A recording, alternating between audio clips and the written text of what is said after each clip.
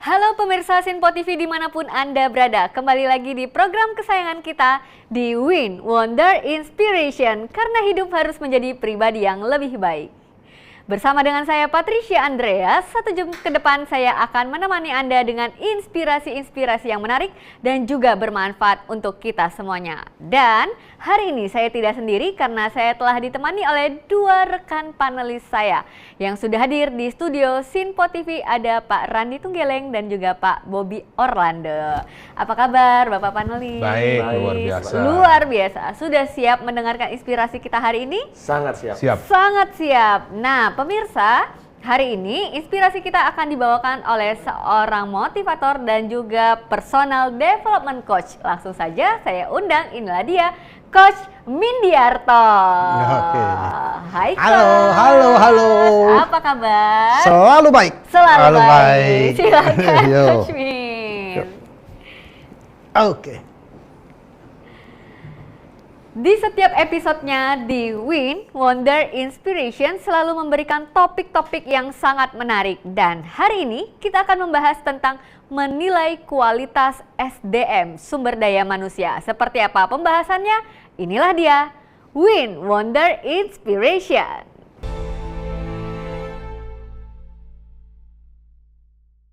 Membahas tentang SDM. Nah, sesuai banget dengan topik kita hari ini di Win Wonder Inspiration, menilai kualitas SDM. Coach Mindiarto, silakan. Baik. Buat tentunya semua pemirsa dimanapun berada ya, program Win. Begini, kenapa sih perlu menilai kualitas sumber daya atau kualitas orang gitu ya? Kok iseng amat, kayak kurang kerjaan aja gitu loh.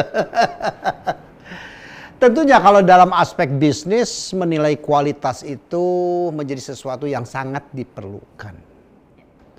Pertama pasti adalah ingin tahu bahwa orang yang kita tuju atau kita nilai tersebut, kualitasnya tersebut adalah sudah mencapai apa yang kita harapkan atau tidak.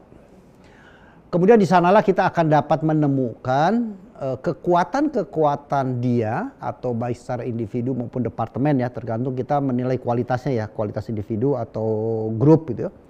Sehingga kita bisa lihat kekuatan maupun kekurangan. Jadi kalau kita bisa melihat kekuatan itu ada yang perlu kita dorong terus agar terjadi peningkatan kinerja yang luar biasa karena dia punya strong di sana. Tapi begitu juga kita melihat dia ada area-area kekurangan, disitulah room for improvement. Sebetulnya area untuk bisa dikembangkan. Maka ada seseorang kadang-kadang kalau ketika saya memberikan sebuah workshop, tolong tulis kekuatan, tolong tulis cek kelemahan.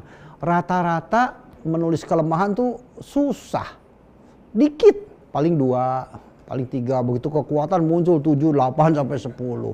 Jadi kesannya apa? Nah, kalau kita baca suasana seperti itu, wah punya strongnya 7, weaknessnya anggap 2, artinya apa? Wah saya ini orang hebat ya. Seperti ini loh, saya punya 7 kekuatan. Kemudian saya punya kelemahannya 2. Nah, tergantung kacamata kita melihat di mana. Ya. Kalau kacamata kreatif akan dibalik cara berpikir. Kalau dengan kasus tadi bahwa saya hanya punya 2 area, kalau punya 2 kelemahan ya, hanya punya 2 area untuk bisa saya kembangkan menjadi lebih baik. Tapi kalau kita melihat dari kacamata orang kreatif yang selalu berpikir terbalik, sebetulnya orang-orang yang punya kelemahan banyak, disitulah punya potensi juga untuk bisa dikembangkan lebih banyak. Ada room for improvementnya lebih banyak. Jadi ketika saya punya 7 kelemahan, ada 7 area yang bisa saya perbaiki. Maka ketika 7 area kita perbaiki, maka kinerja kita akan meloncat, melejit jauh ke atas kan. Ada 7. Nah ini tergantung kita melihat dari sudut pandang mana. Kedua juga, di dalam menilai kualitas sumber daya manusia, kenapa ada indikator-indikator tertentu yang sudah kita sepakati atau tentukan bersama? Agar apa? Agar terjadi objektivitas di dalam menilai. Ya, sehingga yang kita nilai adalah beberapa indikator. Contohnya begini. Kalau kita lihat di berita sosmed atau di berita mainstream, wah ratu kecantikannya si A. Nah, si A menjadi ratu kecantikan dari berapa? Dari 34 provinsi atau dari 40 provinsi si A. Nah, tapi yang dinilai ratu kecantikan, tapi yang dinilai kan nggak kecantikan. 3B, nggak beauty-nya saja yang dinilai. Ada behavior-nya, ada brain-nya juga. Jadi itulah kesempurnaan di dalam KPI itu, Key Performance Indicator. Ketika kita menilai kualitas sumber daya manusia, jangan hanya terhadap main result atau end result, tetapi juga ada bisnis proses yang perlu kita nilai, ya. Jadi saya coba kembali ke tadi, Ratu Kecantikan itu si A yang menang. Pertanyaan kita, ada nggak yang lebih cantik dari dia? Dari 43, ada. Ada nggak yang lebih pinter dari dia? Brain, ada. Ada nggak yang behaviornya lebih bagus dari orang tersebut? Ada. Tapi dia memiliki ketiganya itu secara sempurna, seimbang. Sedangkan yang lain mungkin cantiknya banget, tapi B2-nya yang lain lemah, dan seterusnya. Nah, demikian juga menilai kualitas sumber daya manusia, jangan hanya dilihat dari end result saja. End result maksudnya gini, kalau orang sales dinilainya hanya dari segi sales achievement. Kalau orang HR hanya dilihat mungkin dari nilai apa? Nilai kelengkapan orang saja, lengkap atau tidak. Mungkin kalau kolektor dinilai hanya dari berapa banyak yang tertagih. Kalau orang produksi dinilai hanya berapa banyak produksi per unitnya, per jam atau per hari. Itu kan hanya end result. Tapi perlu juga ada hal lain yang disebut dengan proses bisnis. Ya, kalau orang sales apa proses bisnis? Berapa pelanggan aktif, berapa banyak yang dikunjungi, dan seterusnya. Kemudian kalau orang HR bukan hanya dilihat lengkap atau enggak lengkap. Lengkap sih lengkap. Tapi isinya orangnya dodol semua, kan ya berat juga gitu loh. Harus ada kualitasnya, gimana prosesnya, vacant posisinya bagaimana, kan berapa lama dia kosong, kemudian bagaimana program kaderisasi, dan seterusnya gitu ya. Sehingga orang lengkap terus tapi tidak terjadi kaderisasi, juga artinya ada sesuatu yang kurang baik gitu ya. Contoh kenapa? Ketika kita butuh pimpinan dari luar lagi masuk, butuh pimpinan dari luar lagi masuk, tidak pernah terjadi di internal. Nah ini hal-hal yang menilai kualitas sumber daya manusia itu perlu adalah end result dan ada juga proses, gitulah kira-kira. Ada prosesnya. Oke, kali ini prosesnya adalah kita harus menilik pertanyaan dari 4 amplop yang sudah standby ya. Coach Min seperti biasa sudah dipegang oleh panelis yang pertama, Bapak Randi. Silakan Pak Randi. Bentar. Oke. Baik. Coach Min, seperti biasa, ada 4 amplop yang harus dipilih. Salah satunya, Coach, terlebih dahulu. Warnanya mirip ya, kuning deh. Kuning. Lebih mirip kuning. Mirip-mirip, lebih mendekati. Kalau gitu, saya oper dulu 3-nya kepada Pak Bobby. Di segmen berikutnya nanti, kita buka dulu. Kita tunjukkan kepada pemirsa.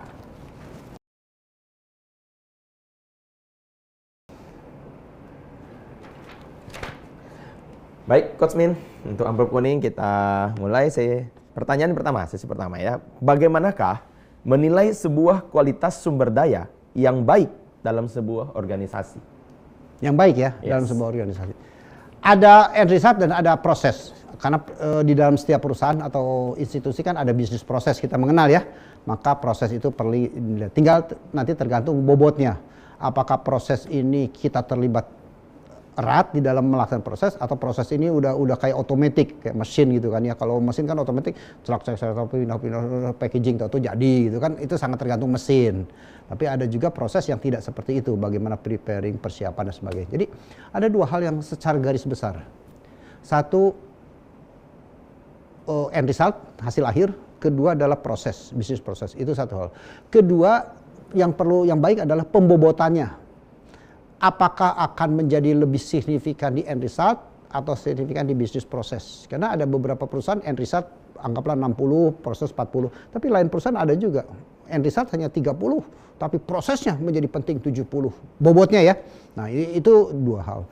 Ketiga adalah yang terkait langsung dengan apa yang bisa dilakukan. Jadi KPI itu adalah sesuatu penilaian ya, kualitas yang bisa kita nilai secara langsung, dan itu memang jobnya dia. Jadi jangan sampai menilai sesuatu hal yang tidak bisa kita nilai dan tidak terlibat di dalam proses tersebut. Jangan dinilai karena kita tidak punya peran di sana. Ya, itu satu. Ketiga yang perlu dilakukan adalah pembobotan di masing-masing indikator. Ya, indikator. Jadi ketika kita bicara KPI itu harus disepakati sebelum KPI itu muncul kan harusnya ada di atas. KRA dulu, sebelum KPI KRA. Key Result Area. Nah, key result area baru turun ke key performance indikatornya. Nah, sebelum indikator kita harus sepakati areanya dulu yang luas. Ya, dari area ini turun indikatornya yang kita pilih. Itu pembobotan penting ketiga. Kemudian yang tidak kalah pentingnya adalah periode penilaian waktunya. semakin pendek bisa diukur, ya lakukanlah semakin pendek. Semakin tidak mampu diukur pendek, semakin panjang, ukurlah panjang. Jadi ada KPI-KPI yang bisa kita ukur harian, ada yang bisa kita ukur mingguan, ada yang bisa kita ukur bulanan, ada yang terpaksa harus diukur 3 bulanan atau 6 bulanan atau tahunan. Ya sesuaikan ini sesuai dengan proses dan bisnis kerja. Saya ngambil contoh begini, ketika tuntutannya adalah tentang career path, menyediakan orang yang siap untuk jadi pimpinan. Ini kan bukan kita ngasih objektif hari ini, besok selesai orang ini pinter. Dari staff langsung jadi supervisor besok, kan enggak. Nah butuh proses, dilihat juga butuh dilatih apa, performanya seperti apa. Mungkin butuh 6 bulan atau butuh setahun baru kita bisa lihat berhasil atau enggak. Di dalam aspek kaderisasi. Tapi kalau aspek yang operasional day to day, itu kan bisa dilakukan setiap saat, tiap hari. Orang sales, hari ini ada target kok, hari ini nyampe atau enggak, bisa dihitung. Kolektor, hari ini dikasih target, hari ini dapat duit enggak, itu bisa diukur. Orang produksi, hari ini dikasih bahan baku, sorenya tuh bisa dihitung hasilnya. Jadi kan harian itu. Tapi ada juga mungkin yang harus weekly, kalau dia harus traveling atau melakukan proses installment. Wah, menginstal sebuah mesin tuh nggak cukup sehari, bisa seminggu. Ya nggak apa-apa. Kita nilai adalah secara periodikal mingguan. Gitu ya. Jadi ada faktor juga timing, jangan menilai seseorang itu di dalam kualitas SDM. Nanti giliran akhir tahun mau naik gaji. Wah, ini nanti muncul di akhir tahun November Desember orang pada baik semua mendadak. Dosa-dosa lama terkubur Januari Oktober gitu ya. Karena apa ya itu? Karena kita tahu wah ini mau naik gaji kita mesti baik-baik. Ya, jangan seperti itu. Jadi faktor timing juga menjadi penting gitu ya. Dan tujuannya apa? Satu lagi. Itu semua dibungkus KPI setiap departemental itu, bisa kan beda-beda ya. Itu dibungkus ujung-ujungnya apa? Sasaran perusahaan yang harus terjawab. Jadi jangan membuat KPI, kemudian sasaran perusahaan ini nggak terjawab. Ya, banyak terjadi, sasaran perusahaan terabaikan. Karena apa? Hanya fokus terhadap ini. Tapi ini tidak tersinergi menjadi company punya objektif gitu ya. Oke, begitu. Oke, baik. Coach Min, untuk pertanyaan yang pertama begitu dulu, Bu Patricia. Kedua dulu disampaikan. Oke, baik. Pertanyaan kedua ya. Apakah sumber daya manusia yang baik bergantung dengan organisasi yang diikutinya, Coach? Sebuah sumber daya manusia yang baik tergantung organisasi. Begini, sistem yang buruk akan membuat sumber daya menjadi buruk. Ya, sistem yang buruk akan membuat sumber daya yang buruk. Tetapi sistem yang baik akan membuat juga sumber daya menjadi baik. Namun akan terbalik. Orang yang buruk, sistem yang baik pun jadi rusak. Tapi orang yang baik, sistem yang buruk bisa jadi baik. Gitu loh. Jadi betapa pentingnya kualitas SDM. Oke. Coach Min, masih ada satu pertanyaan ya, benar ya Pak Randi ya. Betul. Namun itu akan kita tanyakan di segmen berikutnya. Kita harus rehat sejenak. Oleh karena itu, pemirsa Sinpo TV dimanapun Anda berada, tetaplah bersama kami di Win Wonder Inspiration.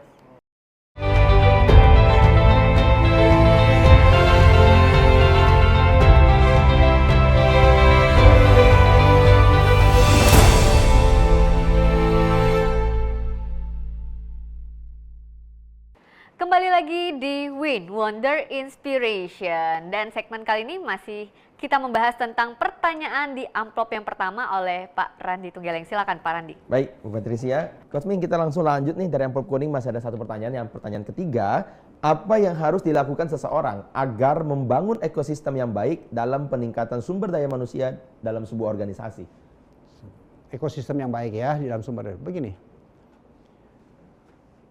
Ketika kita merekrut orang dengan kualitas lumayan, nah ini kan sering terjadi. Saya butuh orang nih, wah, kemudian ngumpul aplikan, wah, dari sekian banyak di screening dari 100 jadi 20 screening jadi 10 screening jadi 5 screening jadi 3. Ketika disodorkan, si A gimana? Lumayan. Si B gimana? Lumayan juga. Si C lumayan. Si C gimana? Lumayan juga. Sobek itu aplikan. Karena yang masuk orang lumayan, hasilnya akan lumayan, nggak akan bagus. Maka ketika kita di dalam sistem rekrutmen, ini salah satu kuncinya adalah rekrutlah orang-orang yang baik sesuai kompetensi. Jangan orang yang lumayan dipaksakan daripada kosong ya kita isi gitu. Ini kan biasanya terjadi begitu kan. Wah, ada kosong nih posisi. Oh, ini ada orang lumayan gitu. Ya udah kita isi dah. Udah. Saya punya filosofi ketika lumayan hasilnya pasti lumayan lah. Kalau kita ingin mendapatkan hasil yang bagus, cari orang yang bagus. Nah, pertanyaan selanjutnya, ini kan mesti sinergi sebuah sistem, ekosistem. Orang bagus punya nilai, punya harga. Jangan cari orang bagus, kemudian sistem di dalam perusahaan kita, ekosistemnya menganut asas UMR semua. Pasti nggak dapat, karena orang yang bagus nggak mau dibayar UMR. Nah itu kan filosofi lagi kan, maka kita sadar. Maka if you give peanut you will get monkey. Ketika kita kasih kacang keluarin monyet. Maka ketika kita ingin mendapatkan orang-orang baik, maunya perusahaan kan begitu ya. Orang yang baik, mandiri, punya inisiatif bagus, wah diajak ngomong nyambung, punya inisiatif. Itu kan kriteria-kriteria sulit, kriteria mudah. Dan ini kan harus dibayar.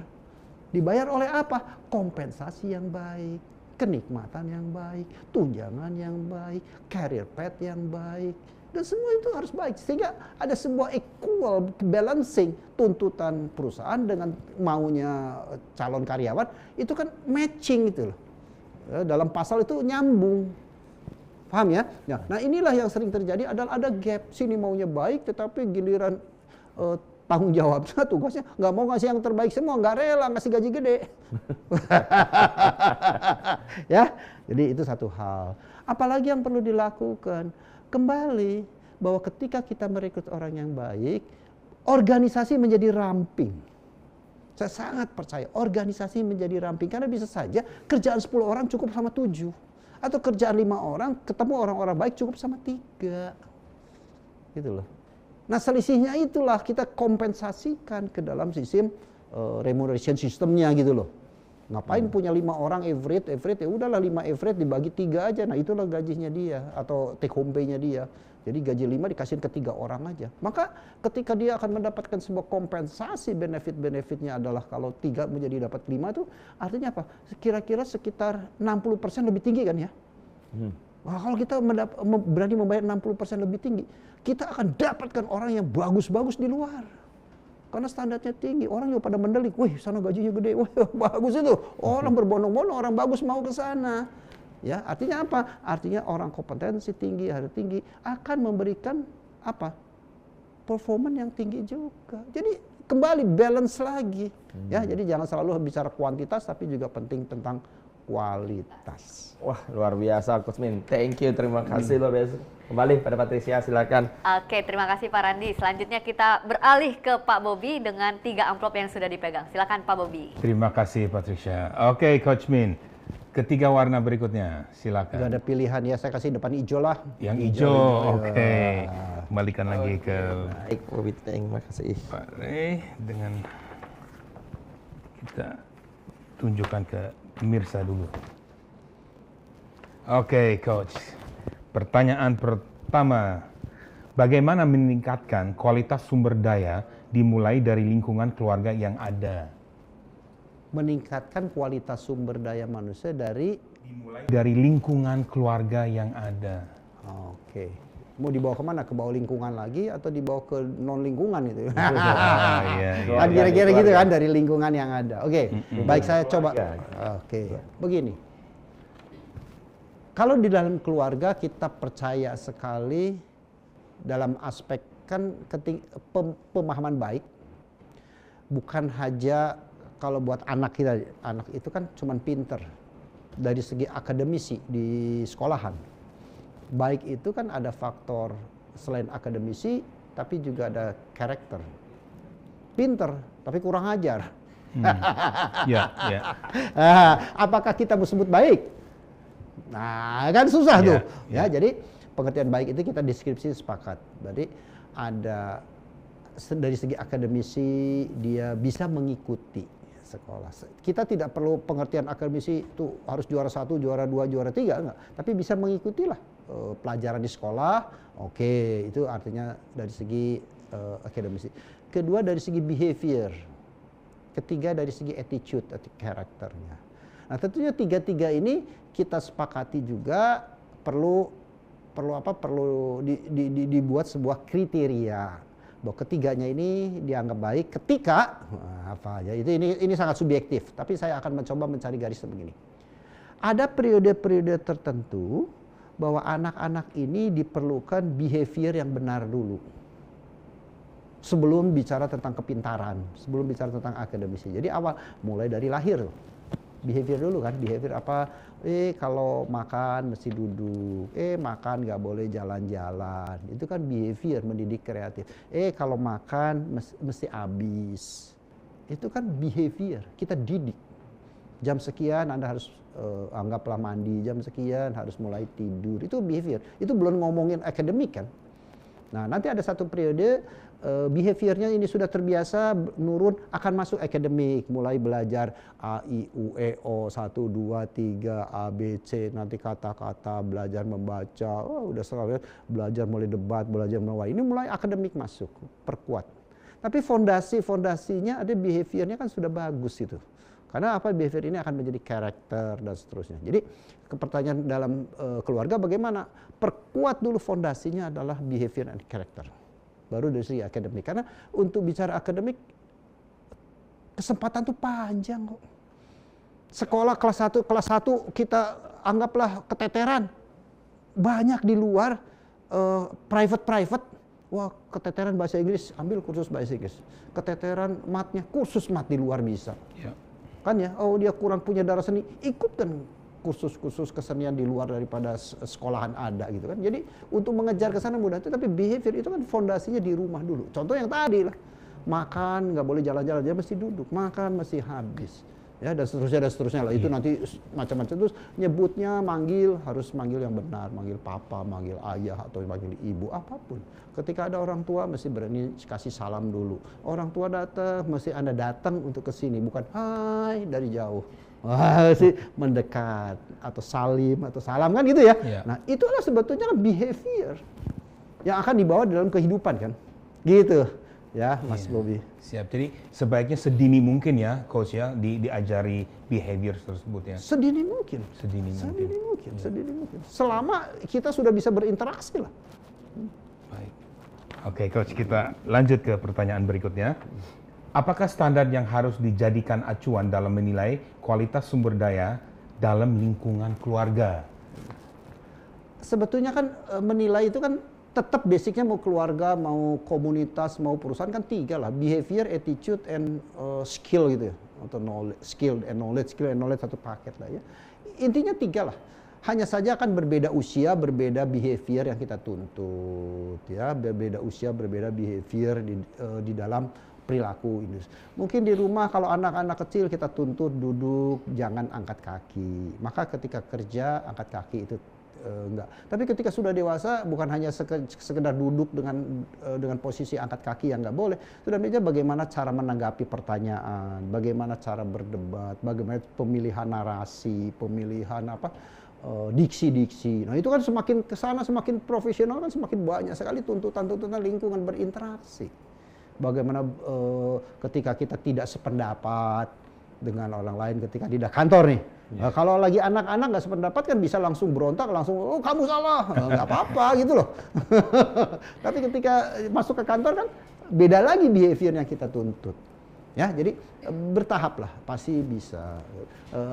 Intinya 3 tadi. Ketiga, sikap. Sikap itu artinya apa? Ya, yang namanya santun, ya etik. Etik itu kan ilmiah.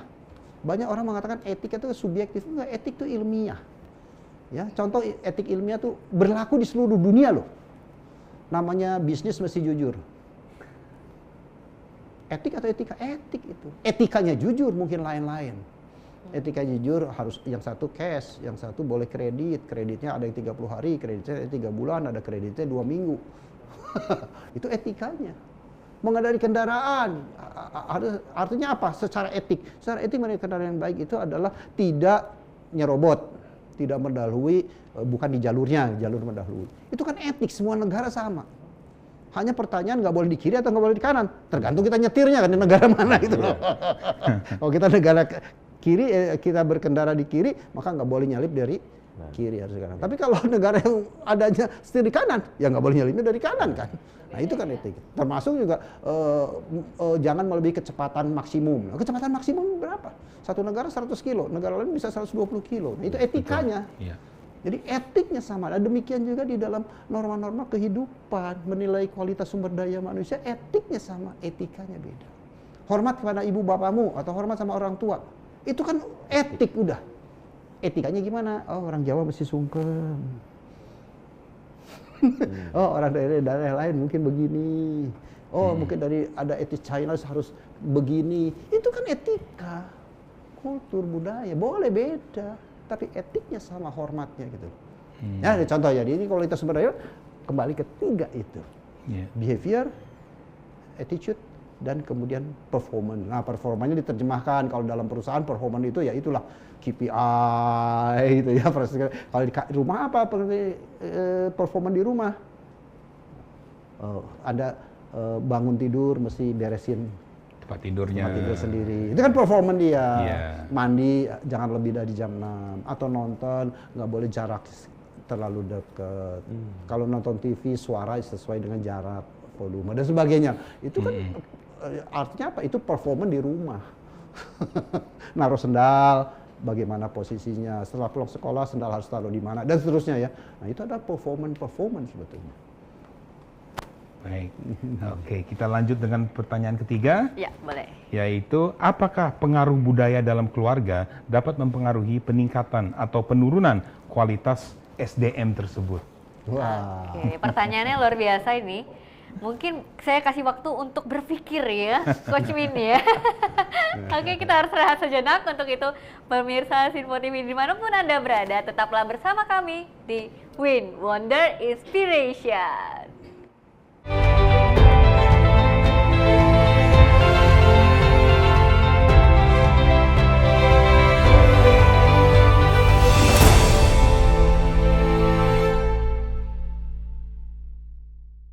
Kembali lagi di Win Wonder Inspiration. Nah, segmen kali ini menjawab pertanyaan dari Pak Bobi tadi. Silakan, Coach Minarto. Kira-kira pertanyaan bagaimana pengaruh budaya ya akan berdampak baik atau buruk? Betul. Sebetulnya kalau kita memahami pengertian budaya yang lebih luas dulu, pasti budaya tujuannya baik. Ya, nggak ada kebudayaan buruk kan. Oh, kita se-Indonesia punya budaya, wah, dan sebagainya. Tapi maksud dari pertanyaan tadi bukan budaya, tapi lebih ke arah habit kali ya, behavior ya. Ya betul ya, kira-kira habit keluarga buruk berdampak apa? Kebiasaan kan, habit kan sebetulnya. Nah, pasti kalau namanya habit itu ada habit baik, habit tidak baik, atau baik dan buruk. Akan berdampak apa? Tentunya akan berdampak juga seperti apa yang dicontohkan.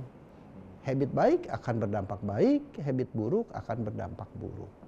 Pertanyaan selanjutnya, apakah habit ini merupakan sebuah budaya? Mungkin kalau kita tarik bisa jadi iya gitu loh, kalau kita mengada-ngada. Tapi saya ingin melihat bahwa ini bukan sebagai budaya, tetapi lebih sebagai perilaku saja, habit ya.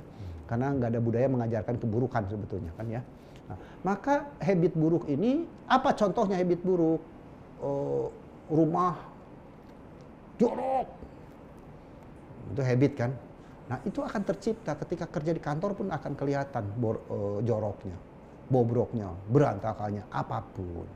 Kemudian dia ada budaya lagi, kalau makan nggak habis, di rumah terbiasa makan, ternyata tersisa. Nanti ketika di kantor, ketika kondangan sekalipun mau ambil-ngambil makan nggak habis. Nah, itu apakah makan nggak habis buruk, baik nggak? Buruk ya. Jadi pasti selalu lah apa yang kita hukumnya, apa yang kita tuai pasti akan kita apa yang kita tabur, kita akan tuai. Jadi kenapa? Karena mau nggak mau lingkungan keluarga, terutama anak, akan mencontoh orang tuanya.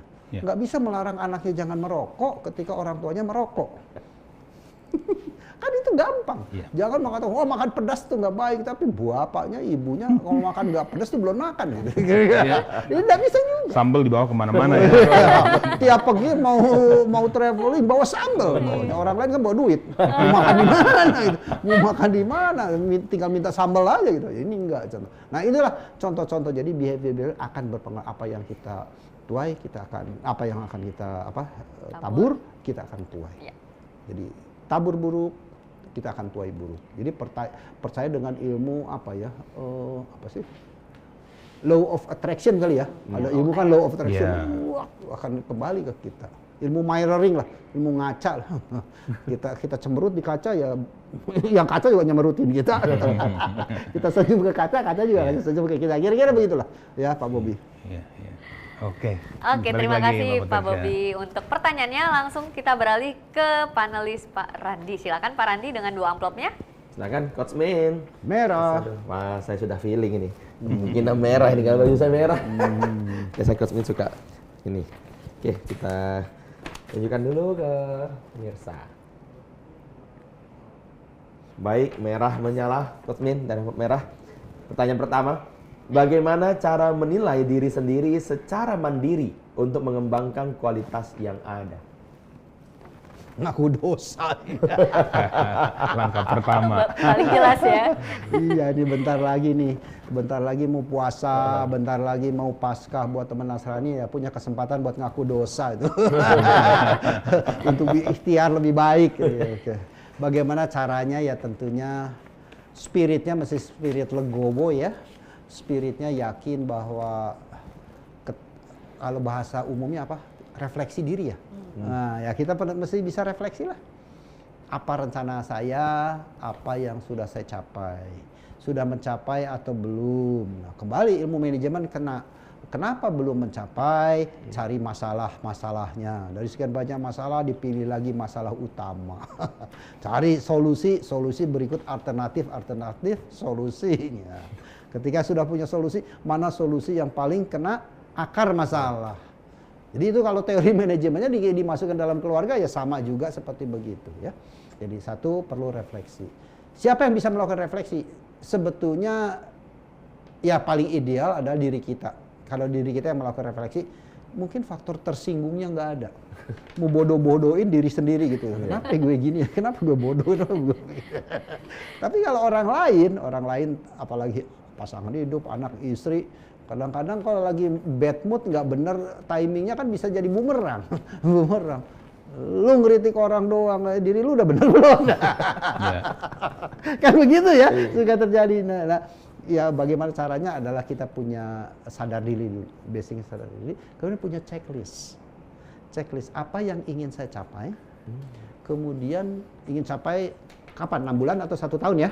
Ini yang ingin saya capai. Kemudian kita nilai per 3 bulan, bagaimana progresnya. Kira-kira memang 3 bulan masih jauh 9 bulan lagi untuk 1 tahun. Tetapi secara proporsional sudah tercapai nggak dari segi proses kerjanya gitu kan. Kalau sudah proses kerja berarti sudah on track. Kalau enggak berarti ada something wrong gitu. Nah deviasi ini kita cari gitu ya. Setelah 6 bulan juga sama. Terus kedua, kalau memang ternyata ini menjadi sebuah salah jalan, kita harus siap juga merubah pola kerja. Contohnya yang gampang, saya ingin tahun depan berat badan saya turun 10 kilo lah, nggak usah 20 kilo gitu ya, 10 kilo. Tapi kelihatan sudah 3 bulan kok cuma sekilo, turunnya nggak 2,5 kilo. Kira-kira idealnya kayak begitu. Berarti ada yang salah di dalam pola hidup saya. Saya harus ubah dari yang 3 bulan ini. Jadi ini apa? Masalahnya dicari, alternatif solusi baru, gitu. Solusi barunya apa? Mana yang paling baik? Oh mungkin olahraganya perlu ditambah. Oh makannya mungkin perlu dikurang. Oh kadar kalorinya mana yang perlu ditambah? Oh kebanyakan karbohidrat dan sebagainya gitu loh. Nah ini kan proses setelah 6 bulan. Iya betul, saya sudah turun nih 4 kilo. Wah bisa dikejar 6 kilo lagi ke belakang. Kayak gitulah, tergantung kita objektifnya mau 10 kilo atau 20 kilo, mau 30 kilo, tergantung kita punya tubuh gitu ya, tergantung kita punya sasaran. Jadi itu hal-hal yang sebetulnya bisa dilakukan adalah satu introspeksi atau refleksi, kedua sasaran kita dibanding capaian tentunya harus dibandingkan lagi, ketiga dicari juga kalau tidak terjadi penyimpangan, ada deviasi, dicari juga penyebab deviasi tersebut. Ya, kemudian kita lakukan koreksi perbaikan. Nah koreksi itu kalau pakai ilmu canggih lagi bisa pakai PDCA. Tapi kecanggihan kali ya. Kecanggihan kalau luar biasa. Ini pertanyaan tentang diri sendiri, jawabannya tetap memang manajemen bisa keluar luar biasa ya. Jadi yang nonton ini benar-benar dapat satu inspirasi untuk bagaimana mengukur diri sendiri ya seperti itu. Yang kedua nih Coach, apakah kualitas sumber daya manusia akan tergantung dengan lingkungan pergaulan yang dimiliki? Wah ini bicara individu-individu nih Coach. Saya ada dua indikator sih ya, dua indikator. Saya katakan gini, bahwa seseorang baik ada dua faktor. Ada faktor internal, ada diri kita yang menentukan. Itu yang sebut kalau ketika saya ngajar leadership itu yang sebut in out leadership, kekuatan di dalam dibawa keluar. Jadi saya tidak terpengaruh oleh luar, tergantung karakter saya, tergantung saya punya. Cuman prosesnya bagaimana saya memilih karakter yang kuat itu, ya itu proses sendirilah. Ada juga leadership itu, saya baik buruk, tergantung lingkungan. Lingkungannya baik, saya akan baik. Lingkungan buruk juga akan menjadi buruk. Saya percaya juga lingkungan menciptakan tersebut. Hanya saja ketika kita bicara transformasi diri, kalau dalam ilmu leadership, transformation leadership, kalau di sini transformasi diri, saya masih lebih meyakini bahwa internal internal aset akan memiliki potensi lebih besar menjadi seorang yang sukses di luar secara sustainable, internal. Karena eksternal itu sesuatu yang tidak bisa kita kontrol. Sekarang saya berada di komunitas ini eksternal kan ya, tapi apakah saya akan selalu berada di situasi begini? Belum tentu. Mungkin asosiasinya, perkumpulannya bisa saya eksis, tapi orangnya belum tentu sama, bisa ganti kalau organisasi. Maka kalau nasib saya tergantung faktor eksternal, kan bahaya. Secara prinsip bahaya sekali. Nasib saya bagus atau enggak tergantung, saya kaya atau enggak tergantung orang lain, kan bahaya. Saya sukses atau enggak tergantung pihak lain kan sangat bahaya. Tapi pengaruh ada. Nah, pengaruhnya tergantung kita punya filter. Ini sesuai dengan value saya enggak? Sesuai value saya accept, saya proses, kemudian menjadi top of mind saya. Tapi ketika ada value masuk di dalam berkawan, tidak sesuai dengan value diri saya, ya saya harus delete. Sehingga, it's not me. Gitu loh, ya. Jadi, oke, Coach, bagus Coach ya. Jadi pertanyaan ketiga nih Coach, bagaimana kaitan kualitas sumber daya manusia dengan prinsip hidup yang dianutnya? Prinsip hidup yang dianut dengan kualitas sumber daya manusia. Ketika manusia itu sadar bahwa dia hidup itu multi kompetensi, kemudian juga multi effort, dia hidup di dalam dunia yang heterogen, maka dia perlu keseimbangan semua faktor tadi. Semua faktor. Contohnya apa? Saya hidup perlu apa? Perlu sehat. Ya kan? Bagaimana belajar tentang pola sehat. Saya hidup juga perlu memiliki sebuah iman. Berarti saya hidup harus punya agama. Penting. Tapi saya juga hidup butuh kawan. Saya hidup butuh networking. Saya hidup butuh ilmu. Ya, saya hidup butuh bersosialisasi. Bersosialisasi dengan siapa? Dengan kawan. Saya hidup bisa bersosialisasi dengan keluarga, bisa networking, kan begitu kan? Saya hidup perlu charity. Ini kan artinya kalau saya patuh dengan prinsip ini, maka ada sebut the balancing of life-nya kan saya harus imbangi. Nah, yang sering terjadi adalah kenapa? Kadang-kadang kita terpukau oleh salah satu di sini. Terutama yang menonjol apa di sini? Menonjol adalah kesukuan dan keagamaan yang sering menonjol. Maka faktor ini yang sering muncul mendominasi yang lainnya tuh termatikan. Ya, maka muncullah istilah-istilah yang tidak tepat. Ya, tidak tepat apa? Ya memang mungkin ada di dalam agama ada istilah-istilah itu, kalau Anda nggak seiman dengan saya, mungkin istilahnya kafir. Iya betul. Tetapi jangan setiap orang dikafirin. Kenapa? Kita hidupnya bersosial itu loh. Kan itu artinya apa? Mengangkat derajat ini lebih tinggi tapi menurunkan derajat yang lain yang disebut tidak balancing. Akibatnya apa? Saya tidak bisa berkawan, tidak bisa bersosialisasi, musuh dan seterusnya. Ya, ini contoh. Banyak sekali lah contoh-contoh kenapa terlalu mengangkat ini menjadi sebuah prioritas. Dalam ilmu manajemen juga sama. Ketika kita ketemu orang yang sangat fanatik dengan sebuah keilmuan, bahwa ilmu dia adalah ilmu yang segala-galanya. Tuhan dan dia doang yang bisa benar gitu loh. Ilmu yang lain kalah semua. Loh bahaya. Manajemen kan multidisiplin ilmu ada di sana. Ilmu produksi ada, ilmu human resources ada, ilmu marketing ada, ilmu selling ada, ilmu komunikasi ada, ilmu keuangan ada, ilmu accountingnya ada, ilmu pengelolaannya ada, ilmu interaksinya ada. Ini kan semua ilmu. Betul. Tapi nggak bisa kan sebuah departemen kemudian terlalu menghebatkan salah satu ilmu doang. Kalau nggak ada produksi nggak bisa jualan. Oh nggak ada marketing, wah perusahaan bubar nggak ada yang jualan. Kan nggak bisa juga. Wah kalau nggak ada keuangan kacau bisnis itu. Ini terlalu ego dengan departemen. Nah dalam kehidupan kan sering terjadi terlalu ego. Ilmu ini, ilmu itu. Wah saya ini bakal marketing, nggak ada marketing. Ada lagi nanti ilmu parenting. Wah negara nggak akan rusak kalau nggak kenal parenting. Emang dunia itu hidup hanya dari parenting? Enggak kan? Lu parentingnya hebat kalau lu nggak dididik anaknya. Ya. Kalau nggak dapat lingkungan kerjanya bagus. Dan termasuk nanti apalagi kalau masuk faktor agama, wah agama ini yang paling baik. Emang hidup cuma beragama doang? Kan enggak juga gitu kan. Wah ada agamanya hebat tapi anggaplah dodolnya nggak kira-kira kan ya problem juga nggak bisa hidup itu. Ya, jadi itulah yang disebut balancing. Penting kita sadar itu balancing. Penting sekali sadar. Luar biasa. Wah, balancing harus kita miliki. Segala macam jelasin Coach. Terima kasih Coach.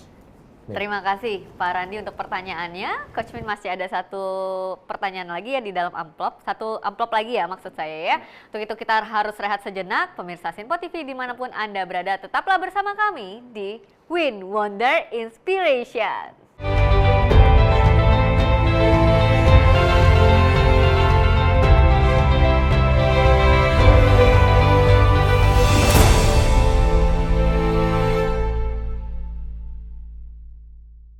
Kembali lagi di Win Wonder Inspiration, memasuki segmen terakhir, tersisa satu amplop yang sudah dipegang oleh Pak Bobby Orlando. Silakan Pak Bobby. Terima kasih Patricia. Satu lagi ya Coach Min dengan warna biru. Kita buka dan perlihatkan dulu kita. Oke Coach, pertanyaan pertama dari amplop biru. Sumber daya apa saja yang penting bagi sebuah perusahaan untuk terus dinilai kualitasnya? Sumber daya apa saja? Oke, kalau pertanyaan sumber daya apa saja yang penting untuk dinilai kualitasnya. Kita mengenal yang sebut dengan berapa 3M atau 5M itu kan. Sumber daya satu ada money. Sumber daya uang penting buat organisasi bisa jalan, bisa gaji orang, bisa beli aset ini. M kedua adalah man, sumber daya manusia. Juga penting ya, duit banyak nggak ada orang atau orangnya yang tidak berqualified juga buyar. Ada lagi machine, teknologi ya, sumber daya apa? Sumber daya teknologi, mesin, alat.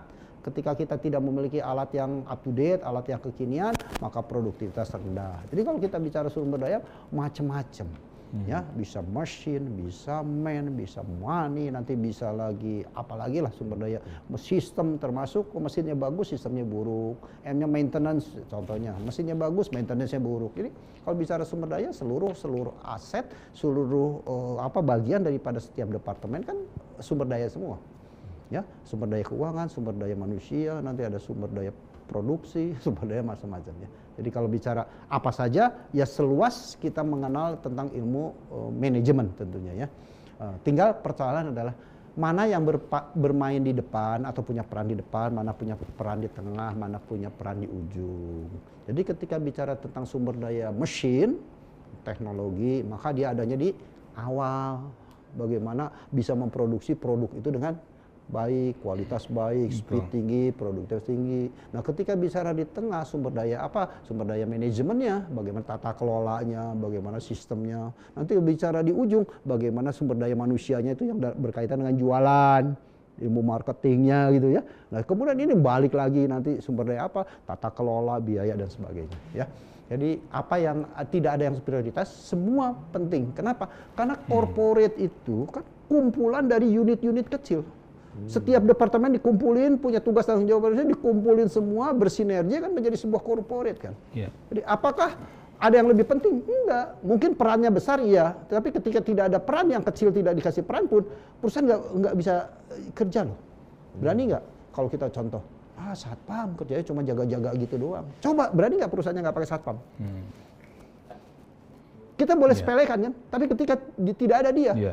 bahaya. Atau office boy.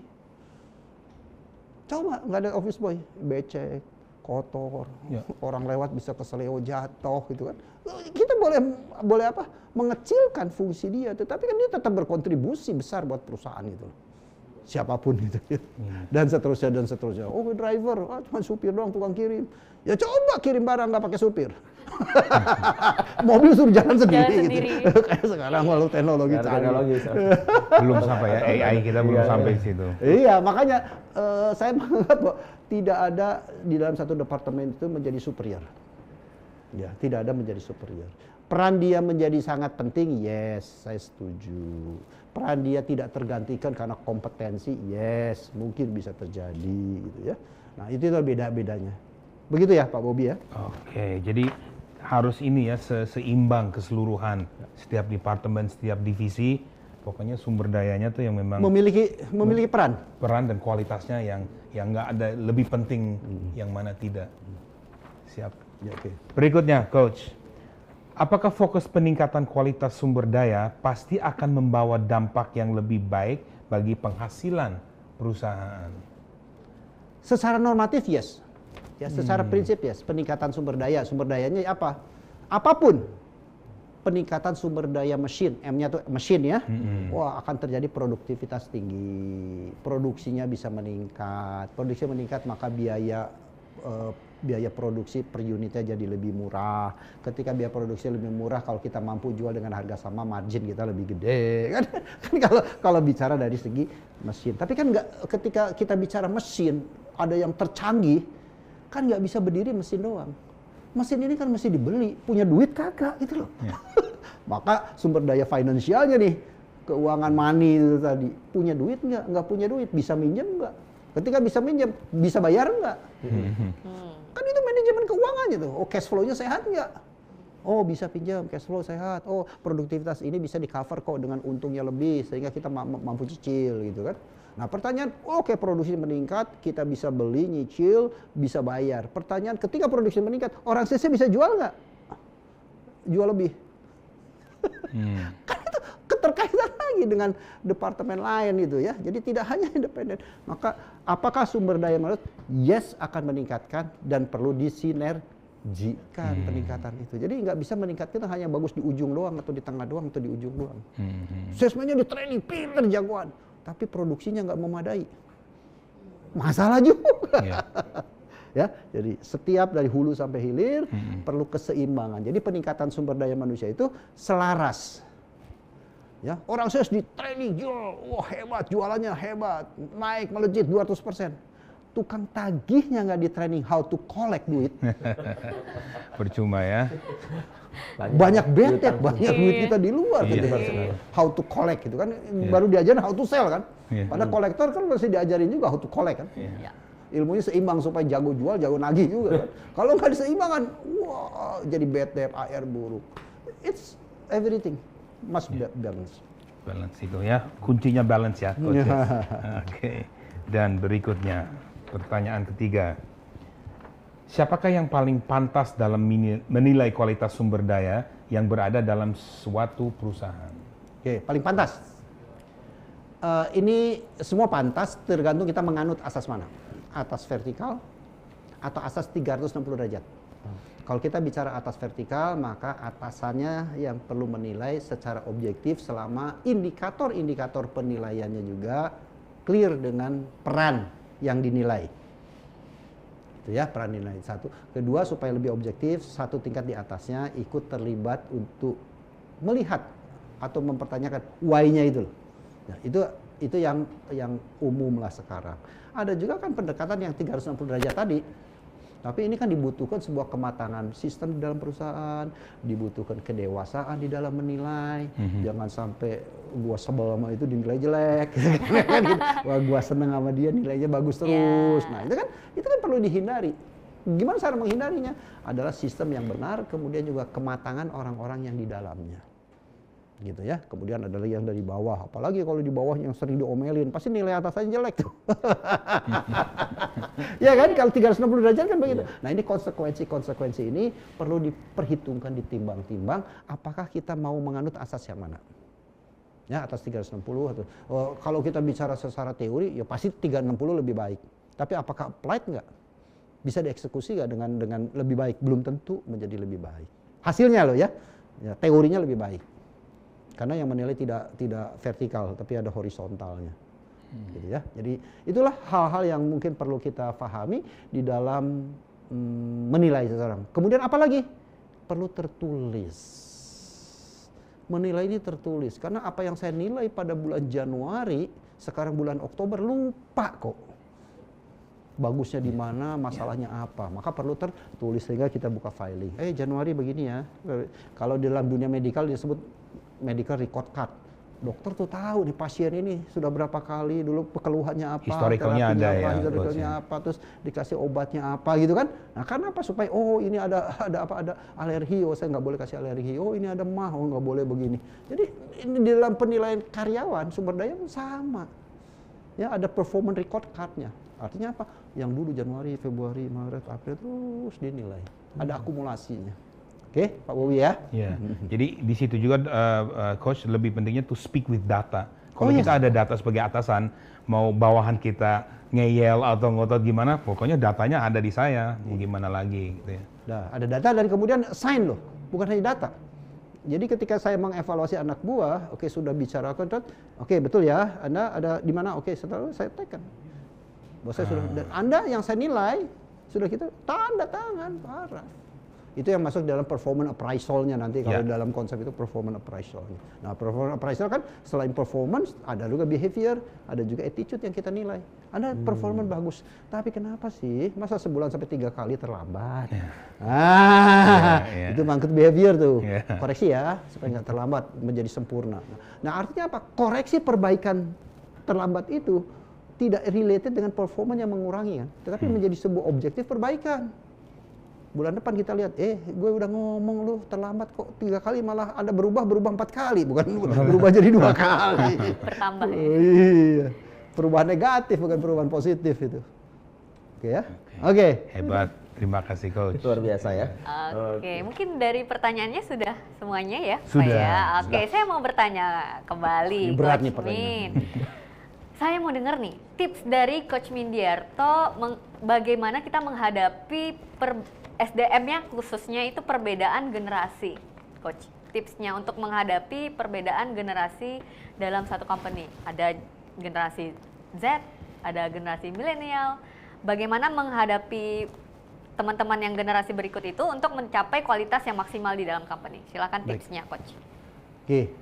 Sebetulnya yang terjadi dan dulu pun terjadi perbedaan generasi. Cuman perbedaan generasi ini kan nggak pernah dieksplor gitu. Ada baby boomer, ada X, ada Y, ada Z gitu. Ya, ketika saya dulu sebagai frontliner tahun 81, kan di atas saya itu umurnya kan juga sepuh di atas saya semua. 15 tahun di atas saya, ada 20 tahun di atas saya gitu. Cuman nggak tahu dulu istilahnya apa itu. Yang penting bos saya. Dia pengalaman sekian. Jadi artinya apa? Artinya perbedaan generasi itu sebuah hal yang terjadi, selalu terjadi. Hanya yang membedakan adalah behavior. Ya, bahwa saya bisa menghargai atasan saya itu senior. Seniornya dari mana? Ya, buktinya karir. Ya, jadi dulu tuh kalau namanya naik pangkat nyaris loh ya. Naik pangkat kan betul-betul berkarir kan. Nah, sekarang kemungkinan banyak juga orang-orang bisa posisi di atas kan selain mungkin ada karir, tetapi juga karirnya bisa jangka pendek. Tak langsung jadi orang nomor 1. Dulu untuk jadi nomor 1 mungkin bisa termehek-mehek. Panjang perjalanannya. Panjang. Kemudian jam terbangnya lama. Nah, sekarang beda, singkat. Akibatnya apa? Dulu jam terbangnya panjang, sekarang jam terbangnya singkat. Mungkin jabatan boleh saja sama-sama direktur, sekarang juga bisa sama-sama. Yang membedakan apa sih? Ilmu dia bisa jangkau. Ya, dulu ilmu tuh kampusnya susah, sekarang dengan Mbah Google kampus tuh menjadi dekat gitu kan. Bisa. Tapi experience itu kan tidak mudah untuk diadopsi. Kedua, wise itu kan tidak mudah untuk diadopsi atau bisa diterima. Nah inilah sebetulnya perbedaan gap ini adalah menganggap generasi tersebut merasa yang paling benar, yang paling berkuasa. Itu bahaya.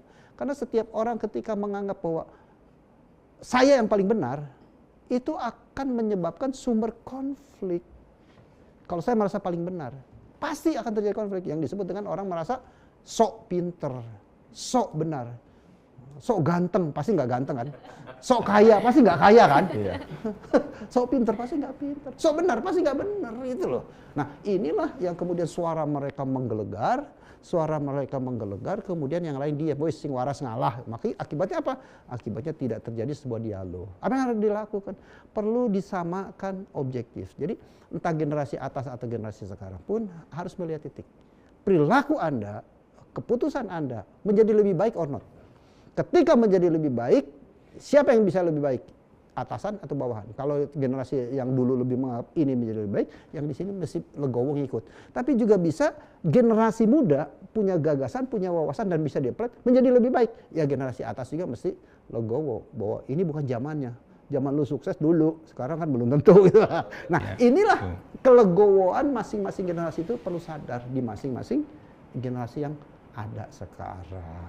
Wah, luar biasa. Terima kasih Coach Menderto. Boleh sedikit secara singkat quotes of the day-nya dari Coach Men untuk pemirsa yang ada di rumah? Ya, menilai kualitas sumber daya itu dua kuncinya adalah kuantitas dan kualitas. Kuantitas artinya jumlah orang yang bisa kita kelola, jumlah hasil yang bisa kita lihat. Kualitas adalah bagaimana kebermanfaatan buat value-value yang diciptakan buat organisasi ataupun individu di mana kita berada. Kuantitas dan kualitas. Terima kasih Coach Min untuk pencerahannya hari ini dan saya ucapkan juga terima kasih kepada kedua panelis, Pak Randi dan juga Pak Bobby untuk pertanyaannya yang sangat mendalam hari ini. Pemirsa Sinpo TV dimanapun Anda berada, terima kasih sudah menonton kami hari ini. Tetaplah bersama kami di episode berikutnya. Saya Patricia Andreas, mewakili seluruh kru yang bertugas, pamit undur diri. Sampai jumpa dan salam inspirasi.